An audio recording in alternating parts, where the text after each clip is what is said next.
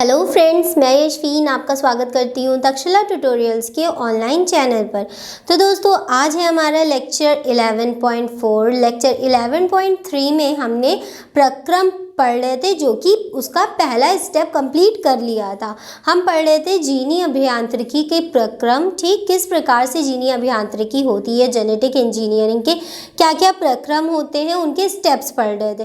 तो पहला स्टेप जो था वो हमारा कंप्लीट हो चुका था। हमने आपको 4 स्टेप बताए थे, जिसमें से पहला स्टेप लेक्चर 11.3 में कंप्लीट कर दिया था। दोस्तों, वो क्या था? वांछित जीन का विलगन, मतलब जो जीन हमारे लिए बहुत अच्छा होता है, जो अच्छा लक्षण देता है, या जिसके कैरेक्टर्स, जिसके लक्षण हमें चाहिए होते हैं किसी नए जीव में, उसको हम क्या करते हैं, जीव की कोशिका से अलग कर लेते हैं। उसको अलग करने के बाद अब हमारा आता है स्टेप 4, जो हम आज के लेक्चर में पढ़ेंगे। उसमें क्या होता है, हमें एक वेक्टर चाहिए। एक वेक्टर मतलब कि एक वाहक चाहिए, एक ऐसा वाहक चाहिए जो कि हमारे वांछित जीन, जो कि हमने अपने स्टेप 1 से लिया था, उसको क्या करे, स्टेप लेकर आगे दूसरी कोशिका में जा सके। इसको एक समझने का बहुत इजी फॉर्म है, जैसे कि हम व्हीकल्स यूज़ करते हैं, हम गाड़ियाँ यूज़ करते हैं। क्यों? हम अपने आप को एक स्थान से दूसरे स्थान पहुंचाने के लिए, मान लीजिए हम साइकिल का यूज़ करते हैं थोड़ी सी दूर जाने के लिए, तो हम एक वांछित जीन हो गए, और जिस डेस्टिनेशन पे हमें जाना है वो क्या हो गई, दूसरी कोशिका। और हमें कौन लेके गए? एक साइकिल ही तो लेके गई, तो साइकिल हो गया एक वाहक। ठीक, तो इसी तरीके से हमारे वांछित जीन को भी दूसरी जगह पहुंचने के लिए एक वाहक की ज़रूरत होती है, और उसी वाहक के बारे में हम अपने आज के लेक्चर में पढ़ेंगे। आज के लेक्चर में हम पढ़ेंगे प्लाज्मिड के बारे में। जी, प्लाज्मिड नाम है जिस वेक्टर का, हम जिस वाहक का नाम हम बता रहे थे, जिस व्हीकल का नाम हम आपको बता रहे थे कि जो हमारे जीन को, जिस जीन के लक्षण चाहिए उसको लेके कोशिका तक जाएगा, वो है प्लाज्मिड। प्लाज्मिड क्या होता है, कैसे होता है, वो किस प्रकार से द्विगुणन करता है, ये सब हम आपको आज के लेक्चर में बताएंगे। इवन उसका डायग्राम भी दिखाएंगे कि उसका डायग्राम कैसे होता है। सबसे पहले तो बात करते हैं प्लाज्मिड मिलता कहाँ है। प्लाज्मिड मिलता है जीवाणु कोशिकाओं में। जीवाणु कोशिकाओं, बैक्टीरियल सेल बोलते हैं। काफ़ी सारे, अधिकांश जीवाणु ऐसे होते हैं जिनमें प्लाज्मिड मिलते हैं, और यही प्लाज्मिड को हम क्या करते हैं, उनकी कोशिकाओं से बाहर निकाल लेते हैं। इनकी कोशिकाओं से बाहर निकालने के बाद वांछित जीन के साथ जोड़ देते हैं, जो कि हमारा स्टेप 3 होगा। ठीक दोस्तों, हमने आपको इसका एक ऊपर से बताया भी था प्रीवियस लेक्चर में कि किस प्रकार से लेंगे। या बस इतना ध्यान रखिए कि पहले स्टेप में हमने वांछित जीन को अलग किया, दूसरे स्टेप में हमने क्या किया, वेक्टर को अलग किया, मतलब प्लाज्मिड को अलग किया। तीसरे स्टेप में हम क्या करेंगे, इन दोनों को जोड़ देंगे। ठीक, इन दोनों को जोड़ के क्या बना देंगे, रिकॉम्बिनेंट डीएनए, या जिसको हम हिंदी में पुनर्संयोजित डीएनए या पुनर्संयोजित प्लाज्मिड भी कह सकते हैं। और चौथे स्टेप, जो कि हमारा लास्ट स्टेप है, उसमें क्या करेंगे, इसी रिकॉम्बिनेंट प्लाज्मिड या पुनर्संयोजित प्लाज्मिड का क्लोनिंग कर देंगे। और दोस्तों, हमने सबसे पहले लेक्चर में यही बताया था कि क्लोनिंग का वर्ड अगर कहीं भी आए इस लेक्चर में, तो उस पूरे चैप्टर में कहीं पर भी क्लोनिंग का वर्ड आए तो वो उसका मतलब क्या होता है, कॉपी करना, उस चीज़ की कॉपी करना। और पूरे चैप्टर में हमें सिर्फ पढ़ना किसके बारे में है, डीएनए के बारे में ही तो पढ़ना है। और जो डीएनए हमने बनाया है, जीएनए अभियांत्रिकी द्वारा बना है, उसी को तो क्लोनिंग करेंगे। तो क्लोनिंग मतलब क्या है, कॉपी करना, उसकी प्रतिलिपि तैयार करना। तो फिर से बता देते हैं, पहले स्टेप में डिजायर्ड जीन अलग किया, वांछित जीन अलग किया। दूसरे स्टेप में प्लाज्मिड मतलब वाहक को अलग किया। तीसरे स्टेप में इन दोनों को जोड़ दिया। इन दोनों को जब जोड़ दिया तो क्या बना, पुनर्संयोजित डीएनए। ठीक, पुनर्संयोजित डीएनए बन गया तीसरे स्टेप में। फिर चौथे स्टेप में हम क्या करेंगे, उसी पुनर्संयोजित डीएनए का क्लोनिंग कर देंगे। उसी पुनर्संयोजित का हिंदी में बोलते हैं उसे पुंजकीकरण कर देंगे या प्रतिलिपिकरण कर देंगे, जिसकी वजह से उसकी एक के बजाय बहुत सारी कॉपीज हमें मिल जाएगी। तो चलिए दोस्तों, अपना आज का लेक्चर शुरू करते हैं, और आज हम पढ़ेंगे सब कुछ प्लाज्मिड के बारे में, जो कि हमारा स्टेप 2 है। तो दोस्तों, सबसे पहले शुरू करते हैं इसकी परिभाषा से। इसकी परिभाषा क्या होती है? ठीक, इसकी परिभाषा है, जीवाणुओं की अधिकांश जातियों में जीवाणुओं की अधिकांश जातियों में, जैसे कि हमने आपको अभी बताया था कि जो हमें प्लाज्मिड होता है वो कहाँ देखने को मिलता है, जीवाणु कोशिकाओं में देखने को मिलता है। जीवाणुओं की अधिकांश जातियों में केंद्र काभ में स्थित प्रमुख वृत्ताकार डीएनए अणु गुणसूत्र के अतिरिक्त प्रायः 1 से 100 तक अन्य छोटे छोटे वृत्ताकार डीएनए अणु होते हैं जिन्हें प्लाज्मिड कहते हैं। अब ये डेफिनेशन आपको थोड़ी सी टफ लग रही होगी क्योंकि इसमें काफ़ी सारी चीज़ें हैं ध्यान करने वाली, लेकिन कोई बात नहीं दोस्तों, एक एक करके हम आपको इसके एक एक स्टेप बताएंगे कि वो क्या क्या होते हैं, तो आपको इजीली समझ में आ जाएगा। आप क्या कर सकते हैं, इसकी लाइन ऊपर नीचे भी कर सकते हैं, लेकिन कुछ उल्टा सीधा नहीं लिखना है। बस ये है कि जैसे प्रायः 1 से 100 तक के अन्य छोटे छोटे वृत्ताकार डीएनए अणु होते हैं तो इसको ऊपर कर सकते हैं, ऊपर वाले को नीचे कर सकते हैं, ऐसा कर सकते हैं, ठीक। लेकिन स्टेप सारे यही होंगे।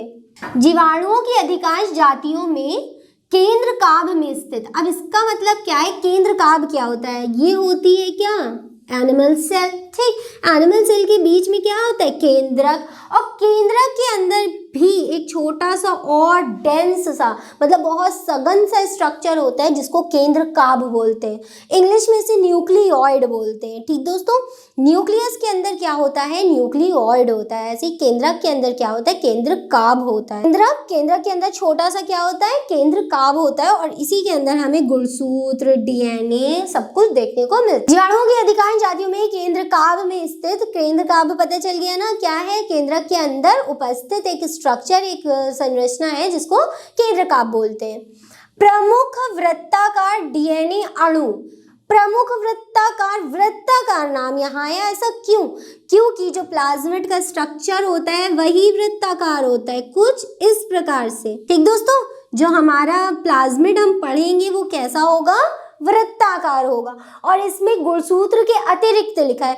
गुणसूत्र के अतिरिक्त से मतलब है जीवाणु कोशिका है, ठीक, उसके केंद्रक के केंद्र काभ में क्रोमोसोम तो हो ही होंगे, ठीक है, लेकिन उसके अतिरिक्त एक और संरचना हमें देखने को मिलती है, और यही संरचना क्या है, प्लाज्मिड है, ठीक। प्रमुख वृत्ताकार डीएनए अणु ये है प्लाज्मिड, प्रमुख वृत्ताकार डीएनए अणु। गुणसूत्र के अतिरिक्त से यही मतलब है दोस्तों कि गुणसूत्र भी होते हैं और प्लाज्मिड भी होते हैं। प्रायः 1 से 100 तक अन्य छोटे छोटे वृत्ताकार डीएनए अणु होते हैं। ये जो छोटे छोटे होते हैं 1 से 100 तक, एक कोशिका की बात कर रहे हैं, एक ही कोशिका में सोचिए इतने सारे 1 से लेकर 100 तक अन्य छोटे छोटे डीएनए के मॉलिक्यूल, डीएनए के अणु होते हैं, और इन्हीं को क्या कहते हैं, प्लाज्मिड, जिन्हें प्लाज्मिड कहते हैं। अब देखिए इसमें 3-4 पॉइंट्स याद करने वाले। सबसे पहले तो ये प्लाज्मिड हमें कहाँ मिलता है, जीवाणु कोशिका में।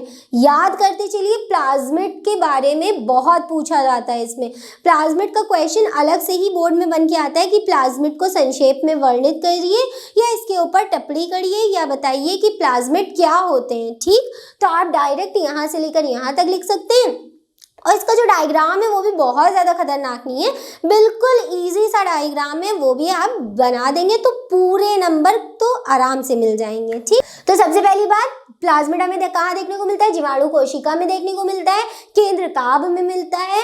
ये गुणसूत्र तो उसमें होते हैं, लेकिन गुणसूत्र के अतिरिक्त और अन्य छोटे छोटे 1 से लेकर 100 तक के डीएनए अणु देखने को मिलते हैं। वही क्या होते हैं दोस्तों, प्लाज्मिड होते हैं। अगर इसकी इंग्लिश में बहुत इजी सी डेफिनेशन है, plasmid is a extra ordinary circular DNA in bacterial cell, ठीक। डीएनए वो जो प्लाज्मिड होता है उसके अंदर, plasmid is a extra ordinary circular DNA in bacterial cell. ये भी एक छोटी सी डेफिनेशन है इंग्लिश में, अगर आप चाहें तो पढ़ सकते हैं इसको। फिर यहाँ पे कुछ और इसके 4 पॉइंट्स लिखे हैं जिन्हें हमें पढ़ना होगा ताकि हम और अच्छे से समझ सके कि प्लाज्मिड होता क्या है। जीवाणु का डीएनए प्लाज्मिड की अपेक्षा 1000 गुना बड़ा होता है। डीएनए जो जीवाणु का जो डीएनए प्लाज्मिड होता है वो काफ़ी छोटा होता है। इसका मतलब क्या है, काफ़ी छोटा होता है। लगभग 1000 गुना क्या होता है, प्लाज्मिड छोटा होता है, जबकि उसका जो डीएनए होता है वो काफ़ी बड़ा होता है। दूसरा पॉइंट ये है, यह जीवाणु में ऐसी प्रोटीन्स का संश्लेषण करता है जो जीवाणु को प्रतिजैविक पदार्थ का प्रतिरोध करने की क्षमता प्रदान करता है। मतलब जैसे कि हमारा इम्यून सिस्टम होता है, हमारे अंदर जो प्रतिरक्षा तंत्र होता है, उसी प्रकार से जीवाणु में भी क्या होता है, एक प्रतिरक्षा तंत्र होता है। वो काम कौन करता है, ये प्लाज्मिड करता है। ये प्लाज्मिड जीवाणु की वृद्धि, नियंत्रण, नियमन, गमन किसी के लिए नहीं यूज होता है, सिर्फ ये प्रतिजैविक प्रतिरोधी पदार्थ बनाने के लिए यूज होता है। ठीक, अतः प्लाज्मिड को सुगमता पूर्वक जीवाणु कोशिका से निकाला जा सकता है। अब हम क्यों जीवाणु कोशिका का वर्क लेते हैं, क्यों जीवाणु कोशिका के अंदर से प्लाज्मिड को लेकर उसको एज अ जीनी अभियांत्रिकी में वाहक यूज करते, क्यों? क्योंकि उसकी कुछ ऐसी प्रॉपर्टीज होती हैं जिसके लिए हम उसको आसानी से उपयोग कर सकते हैं जीनी अभियांत्रिकी में। तो ये हो गया कि वो काफी छोटा होता है। दूसरा ये हो गया कि वो क्या करता है, ऐसी प्रोटीन संश्लेषण करता है जो कि प्रतिरोधक पदार्थ को संश्लेषित करता है, जो जीवाणु को प्रतिजैविक पदार्थ का प्रतिरोध करने की क्षमता प्रदान करता है। एक पॉइंट ये हो गया। अतः प्लाज्मिड को सुगमता पूर्वक मतलब बहुत ईजिली, आसानी से जीवाणु कोशिका से निकाला जा सकता है। हम उसको निकाल सकते हैं, उसमें वांछित जीन डाल सकते हैं और उसको अन्य कोशिका में डाल भी सकते हैं। फिर तीसरा और बहुत इंपॉर्टेंट पॉइंट, ठीक, ये पॉइंट मतलब याद रखने योग्य है क्योंकि ये बहुत ज्यादा इंपॉर्टेंट होता है। ये क्या है, इनमें विलोम पद प्रायः एक ही होते हैं। विलोम पद दोस्तों मतलब पैलियंड्रोम सीक्वेंस, मतलब 6 जो नाइट्रोजनी क्षारों का जो अणु होता है उसी को क्या कहते हैं, विलोम पद। और हमने कौन सा विलोम पद पढ़ा है, घटक और घटक, GAATTC और CTTAA और G, यही तो हमने पढ़ा है, घटक और घटक, यही हमारा क्या है, विलोम पद। और पूरे प्लाज्मिड में, ये जो पूरा प्लाज्मिड है इसमें केवल एक ही प्रकार का क्या मिलता है, विलोम पद। इसलिए ये बहुत ज़्यादा इम्पॉर्टेंट है हमारे लिए, क्योंकि हमें इसमें ज़्यादा कुछ बहुत लागत लगाने की ज़रूरत नहीं है। केवल इसमें एक ही विलोम पद होता है तो हम उसको ईजिली करके काट सकते हैं। किससे काटेंगे, रेस्ट्रिक्शन एंजाइम से काटेंगे, ये बात याद रखिएगा। प्रत्येक प्लाज्मिड में द्विगुणन मूल भी एक ही होता है, द्विगुणन मूल भी एक ही होता है। मतलब वो स्थान जहाँ से जो प्लाज्मिड है वो द्विगुणित होता है, वो अभी हम आपको इसके डायग्राम में आपको दिखा देंगे कि वो क्या होता है। द्विगुणन मूल भी एक ही होता है जिससे प्रारंभ होकर इसका तीव्र गति से द्विगुणन होता है। सबसे ज्यादा इंपॉर्टेंट बात है ये और ये कि इसमें केवल एक ही प्रकार का विलोम पद होता है जिसकी वजह से हम सुगमता से इसको यूज कर सकते हैं जीनी अभियांत्रिकी में। और दूसरा वाला ये होता है कि ये बहुत आसानी से क्या कर लेता है, द्विगुणित हो जाता है। और द्विगुणित ही तो हमें करना है अपने स्टेप 4 में, जिसकी वजह से अगर ये द्विगुणित नहीं होगा तो ये सेल में अपनी जैसी कॉपीज नहीं बना पाएगा। और इसने अगर अपनी जैसी कॉपी नहीं बना पाई तो लक्षण कहाँ से दिखेगा, जो लक्षण हमें चाहिए वो लक्षण ही नहीं दिखेगा। और लक्षण दिखने के लिए बहुत ज्यादा जरूरी है कि अपने जैसी और प्रतिलिपिकरण बनाएं। और प्रतिलिपिकरण जितनी ज्यादा बनेंगी उतनी ज्यादा प्रोटीन्स बनेंगी और उतने ही ज्यादा क्या होंगे, लक्षण विजिबल होंगे, जो कैरेक्टर विजिबल होंगे वो बढ़ जाएंगे। तो ये वाला हमारा लास्ट पॉइंट था। यहाँ तक कि हमने क्या किया, प्लाज्मिड को जाना, प्लाज्मिड के बारे में जाना कि प्लाज्मिड क्या होता है, कहाँ मिलता है, ये सब हमने आपको क्या किया, बता दिया। इसके बाद एक और इसमें छोटा सा पॉइंट बनता है प्लाज्मिड कल्चर, जिसको संवर्धन बोलते हैं हिंदी में, ठीक, प्लाज्मिड संवर्धन बोलते हैं हिंदी में और प्लाज्मिड कल्चर इंग्लिश में बोलते हैं। तो अब हम उसको भी देख लेंगे कि क्या होता है प्लाज्मिड कल्चर। उसमें कुछ नहीं होता है, बस जितने प्लाज्मिड हमने बनाए हैं इनकी आराम से रख रखाव करते हैं, उनको क्लोन करते हैं। क्लोन मतलब क्या, कॉपी करते हैं उनकी, और उनको एक मान लीजिए इकट्ठा कर करके रखते जाते हैं। तो वो किस प्रकार से होता है अब हम उसको पढ़ेंगे। तो दोस्तों अब हमें किसके बारे में पढ़ना है, प्लाज्मिड कल्चर के बारे में पढ़ना है, जैसे हिंदी में कहते हैं प्लाज्मिड संवर्धन। प्लाज्मिड संवर्धन में क्या होता है, ये कुछ हमारे पहले स्टेप जैसा है। जिस प्रकार से हमने वांछित जीन को कोशिका से अलग किया था, उसी प्रकार से अब हम क्या करेंगे, जीवाणु कोशिका से प्लाज्मिड को अलग करेंगे और इसका कल्चर, इसका संवर्धन किस प्रकार से करेंगे ये हमें देखना होगा। तो प्लाज्मिड को बड़ी संख्या में प्राप्त करने के लिए पहले जीवाणु का संवर्धन किया जाता है। जीवाणु का संवर्धन मतलब एक प्रकार से हमारी अगर सिंपल लैंग्वेज में बोले तो उनको पाला जाता है, ठीक। पाला जाता है, किस लिए? अपनी जीनी अभियांत्रिकी में यूज करने के लिए उनका संवर्धन किया जाता है, उनकी देखरेख करी जाती है। तो यही होता है कि संवर्धन करना। अब किस प्रकार से हम प्लाज्मिड को अलग करेंगे ये देखते हैं। सबसे पहले तत्पश्चात संवर्धन माध्यम में, यानी कि जिस माध्यम में हम जीवाणुओं को संवर्धन कर रहे हैं उसी में क्लोरेम्फेनिकॉल एक अभिक्रमक होता है, ठीक।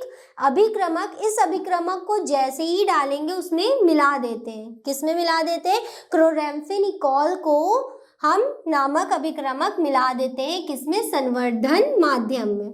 से डीएनए अणु का द्विगुणन होना बंद हो जाता है। यहाँ पे एक बात ध्यान करने वाली है कि उसका द्विगुणन होना बंद हो गया, जबकि हमने तो आपसे बता रहे थे कि उसमें द्विगुणन हमें करना है। लेकिन दोस्तों प्लाज्मिड को जीवाणु कोशिका से निकालने के लिए हमें सबसे पहले उसके अंदर जो डीएनए है या उसका जो क्रोमोसोम है उसको द्विगुणित होने से रोकना पड़ेगा।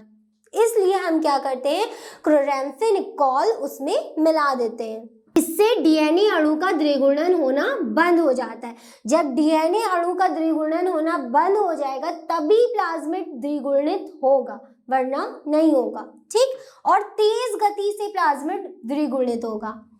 फिर तीसरा, अतः अब देखिए, अब क्या मतलब? अब डीएनए अणु का द्विगुणन जब रुक जाए तब की बात हो रही है। अतः अब केवल प्लाज्मिड का तेज गति से द्विगुणन होने लगता है, क्योंकि डीएनए द्विगुणित नहीं होगा और प्लाज्मिड तब दुगनी गति से द्विगुणित होगा। इस अभिक्रिया को प्लाज्मिड का प्रवर्धन, इसको एक और नाम से बुलाते हैं इंग्लिश में एम्प्लीफिकेशन ऑफ प्लाज्मिड का प्रवर्धन, जिसको क्रिया है एम्प्लीफिकेशन कहते हैं। फिर तीसरा पॉइंट है हमारा, प्रवर्धन के बाद जीवाणु कोशिका का विघटन करके, प्रवर्धन में हमने क्या किया था? प्लाज्मिड का द्विगुणन। देखिए पहला दूसरा स्टेप एक दूसरे से ही लिंक है। सबसे पहले हमने डीएनए का द्विगुणन रोका, इसलिए रोका ताकि प्लाज्मिड अच्छे से द्विगुणित हो जाए। ये प्लाज्मिड द्विगुणित होने की प्रक्रिया को क्या कहा? प्रवर्धन कहा। प्रवर्धन मतलब एम्प्लीफिकेशन कहा। प्रवर्धन के बाद अब क्या करेंगे? जीवाणु कोशिका का विघटन करके अपकेंद्रण द्वारा, अपकेंद्रण मतलब होता है सेंट्रिफिकेशन, ठीक। अपकेंद्रक द्वारा प्लाज्मिड को संवर्धन माध्यम से पृथक कर लेते। जीवाणु कोशिका का विघटन करके हम क्या करेंगे? जीवाणु कोशिका को डिस्ट्रॉय कर देंगे। हमें जीवाणु कोशिका का कोई काम नहीं है, हमें तो किसका काम है? प्लाज्मिड का काम है, और हमें उसे ही अलग करना है। उसको अलग करने के लिए पहले उसकी पूरी कोशिका का विघटन कर देंगे, और तो कौन बचेगा? डीएनए भी द्विगुणित हो नहीं रहा है तो वो भी नहीं मिलेगा, बचा कौन? प्लाज्मिड। प्लाज्मिड को संवर्धन माध्यम से क्या करेंगे? अलग कर लेंगे। संवर्धन माध्यम वो था, सबसे ऊपर पहला वाला पॉइंट, संवर्धन माध्यम वो था जिसने हम क्या कर रहे थे? उसका संवर्धन कर रहे थे, उसका कल्चर, उसको पाल रहे थे। फिर हमने उसके अंदर क्लोरेम्फेनिकॉल डाला। क्लोरेम्फेनिकॉल से क्या हुआ कि उसके अंदर जो डीएनए था उसका द्विगुणन रुक गया। फिर उसके बाद जब द्विगुणन रुक गया तो उसके अंदर प्लाज्मिड का द्विगुणन बहुत तेजी से होने लगा। डीएनए हो नहीं रहा था, वो तो चुपचाप बैठ गया। तो फिर उसके बाद प्लाज्मिड का क्या होने लगा? बहुत अच्छे से द्विगुणन होने लगा। प्लाज्मिड का द्विगुणन क्या कहलाया? परिवर्धन, ठीक। उसके बाद प्रवर्धन के बाद क्या हुआ? डीएनए का द्विगुणन रुक गया। इसके बाद कोशिका का विघटन करके अपकेंद्रक द्वारा हमने क्या किया? संवर्धन माध्यम से उसको पृथक कर लिया। फिर लास्ट वाला पॉइंट है हमारा, जीवाणु के विविध प्लाज्मिड्स के खंडों को जोड़कर कृत्रिम पुनर्संयोजित वाहक प्लाज्मिड बनाए हैं। बहुत सारे प्लाज्मिड्स ऐसा नहीं है कि सिर्फ एक प्लाज्मिड बनाया और एक ही जीवाणु कोशिका से मिला, नहीं, बहुत अलग अलग जीवाणु कोशिकाएं होती हैं जो कि अलग अलग प्लाज्मिड हमें देती है। उसी में से एक प्लाज्मिड हमें पढ़ना है जिसका नाम है PBr322, और इसको लिखने का तरीका दोस्तों यही होता है। हम ऐसे नहीं लिख सकते कि PB फिर R लिख दे और 322 बोल दे, नहीं। और इसको प्रोनाउंसिएट भी ऐसे ही करते, मतलब जो इसका उच्चारण होता है उसको भी इसी तरीके से करते, PBr322। ये इसका क्या है? का संकेत दिया गया है। ऐसे ही एक कृत्रिम प्लाज्मिड वो होता है, मतलब आर्टिफिशियल प्लाज्मिड जो कि संवर्धन द्वारा बनाया गया है, उसको क्या कहेंगे? कृत्रिम प्लाज्मिड। कृत्रिम प्लाज्मिड को PBr322 P का मतलब हो गया प्लाज्मिड, B और R ये साइंटिस्ट के नाम होते हैं, यहाँ पर साइंटिस्ट के नाम लिखते हैं जो कि इसको डिस्कवर करते हैं। और 322 ये एक नंबर होता है जिसकी वजह से ये लैब में, क्योंकि ये सब काम लैब में ही होता है, लैब में जिस हिसाब से जिस सीक्वेंस में इनको बनाया जाता है उसी सीक्वेंस में इनके नाम लिख दिए जाते हैं। अब मान लीजिए एक कृत्रिम प्लाज्मिड है जिसका नाम है PBr325। प्लाज्मिड होता है, इसके बारे में हमें नहीं पढ़ना है, हमें सिर्फ पढ़ना है PBr322 के बारे में। तो क्या आप इसका नंबर देख के बता सकते हैं कि कौन सा लैब में पहले बनाया गया होगा और कौन सा लैब में बाद में बनाया गया होगा? ये है 322 मतलब 322 और ये है 325 मतलब 325। तो ये वाला जो प्लाज्मिड है ये लैब में बाद में बनाया गया होगा, इसलिए इसका 325 नंबर है। ठीक, ये होते हैं नंबर्स, इनके नंबर से ही पहचाना जाता है कि कौन सा प्लाज्मिड पहले तैयार किया गया और कौन सा प्लाज्मिड बाद में तैयार किया गया। इसके बारे में तो खैर हमें नहीं पढ़ना है, हमें सिर्फ किसके बारे में पढ़ना है? PBr322 के बारे में। और इसका डायग्राम अब बस देख लेते हैं और हमारा लेक्चर कंप्लीट हो जाएगा। दोस्तों ये है प्लाज्मिड का डायग्राम, PBr322 का डायग्राम जिसको हमें बनाना होता है। सही से सर्कल बना नहीं, वो नोट्स में सही से सर्कल बना हुआ है। तो ये है इको R1 का मतलब एस्क्रीशिया कोलाई का। ठीक, इसका नाम है PBr322। ओराई, ये जो ओराई है, ओराई ओरी भी बोलते हैं इसे, यहीं से हमारा मेन क्या होता है? रेप्लिकेशन स्टार्ट होता है। ROP रोप, यहाँ से भी हमारा प्रतिलिपिकरण बहुत तेजी गति से प्रारंभ होती है। AMPR और TTR ये क्या है? प्रतिजैविक प्रतिरोधक प्रोटीन्स बनाते हैं और ये सब होती है इसकी रेस्ट्रिक्शन साइट्स। रेस्ट्रिक्शन साइट्स क्या होती हैं? जहां से हम इन्हें इजीली काट सकते हैं, क्योंकि हमें क्या करना है? अब इसको काटना है। तो सबसे पहले स्टेप में दोस्तों हमने क्या किया? डिजायर्ड जीन, वांछित जीन अलग कर लिया। दूसरे स्टेप में हमने क्या किया? अपना प्लाज्मिड अलग कर लिया। अब तीसरा स्टेप हम आपको अपने आने वाले लेक्चर में बताएंगे, लेक्चर 11.5 में। तो चलिए दोस्तों, आज का लेक्चर हमारे यहीं पे कंप्लीट होता है। इस लेक्चर से रिलेटेड सारे नोट्स आपको नीचे डिस्क्रिप्शन बॉक्स में मिल जाएंगे। अगर आपके कोई डाउट है तो आप हमने कॉन्टेक्ट करके पूछ सकते हैं। तो दोस्तों आज के लिए बस इतना ही, मिलते हैं अपनी नेक्स्ट क्लास में। Thank you.